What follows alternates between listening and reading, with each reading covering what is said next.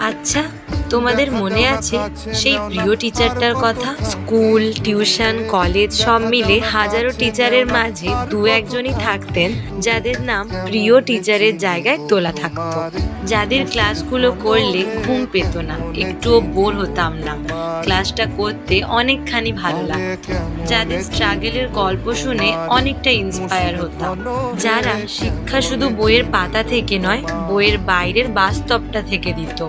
তাদের সঙ্গে দেখা হয়নি বহুদিন, তবে তাদের বলা প্রত্যেকটা কথা খুব ভালো করে মনে আছে।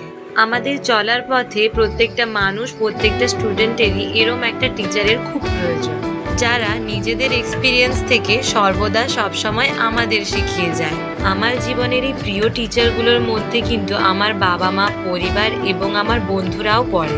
আর তোমরা তোমাদের প্রিয় টিচারদের নামটা কমেন্টে লিখতে ভুলো না কিন্তু।